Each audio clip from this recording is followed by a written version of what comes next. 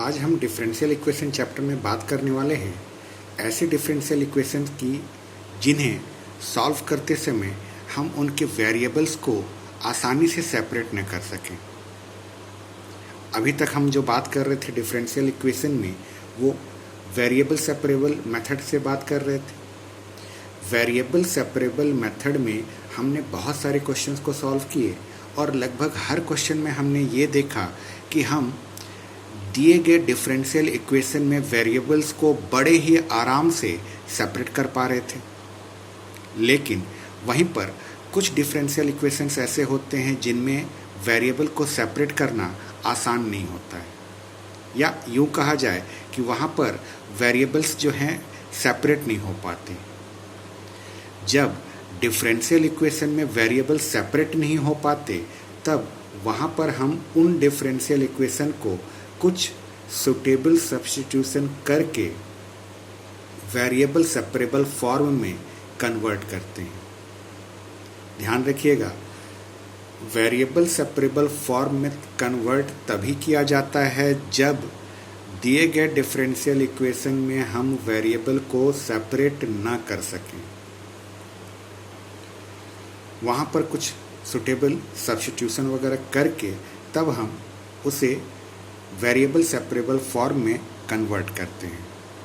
जैसे मान लीजिए अगर आपका कोई डिफरेंशियल इक्वेशन इस तरह से दिया हो जिसमें dy बाई dx की वैल्यू एक फंक्शन के फॉर्म में हो और फंक्शन में हमारा x और y एक साथ हो।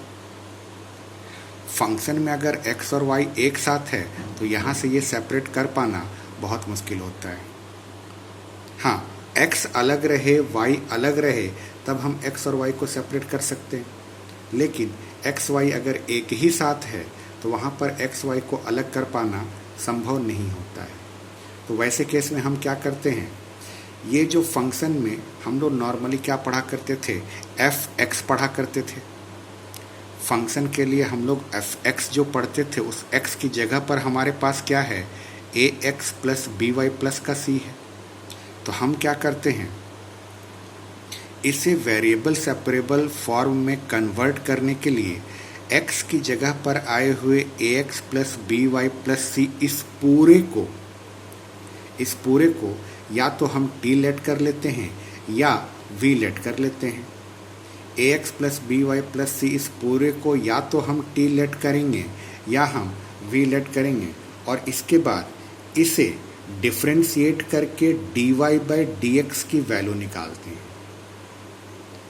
dy बाई dx की वैल्यू या तो dt अपॉन dx के फॉर्म में आएगी या dv अपॉन dx के फॉर्म में आएगी।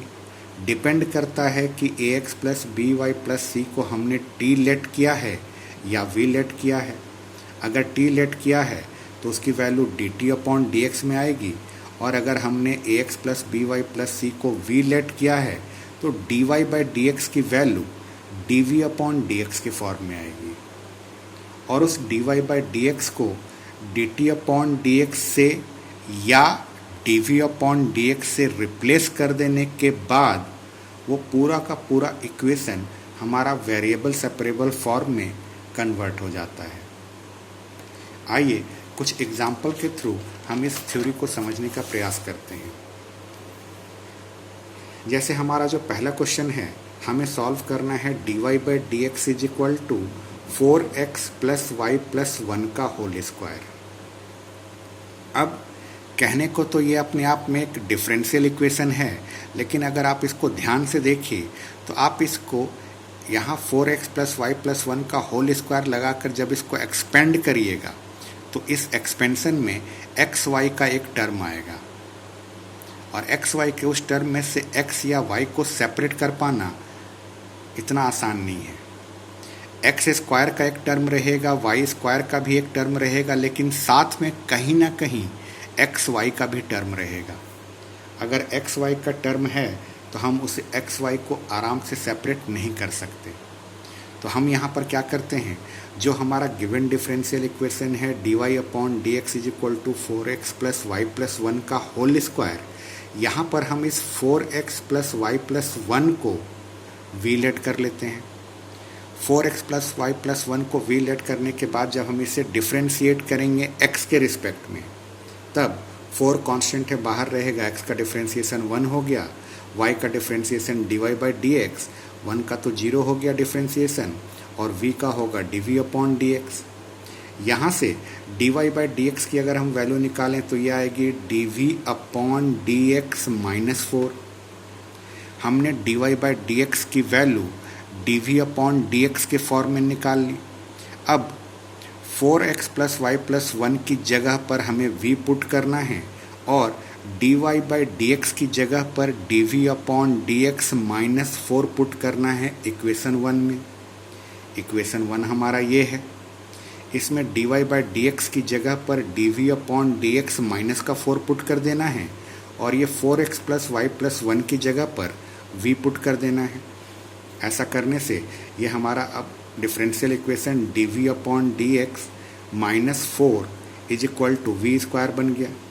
यहाँ से इस 4 को जब हम इधर शिफ्ट करेंगे तो हमारे पास आ जाएगा dv upon dx is equal to v square plus 4। इस dx को जब इधर शिफ्ट किया गया तो dv is equal to v square plus 4 into dx आ गया। इस v स्क्वायर प्लस 4 को जब हम इस dv के साइड में शिफ्ट करेंगे तो 1 upon v square plus 4 dv is equal to dx आया। अब हम इसे इंटीग्रेट कर देते हैं। किसी भी डिफरेंशियल इक्वेशन को सॉल्व करने के लिए लास्ट में उसे इंटीग्रेट जरूर करें।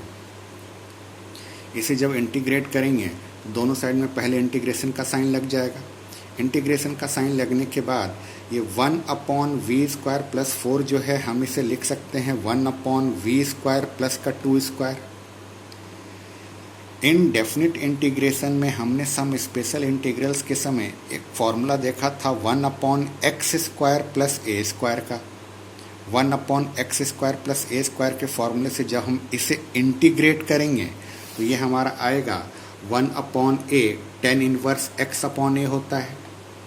फॉर्मूला जो होता था 1 अपॉन एक्स स्क्वायर प्लस ए स्क्वायर का वो 1 अपॉन ए टेन इनवर्स एक्स अपॉन ए होता था।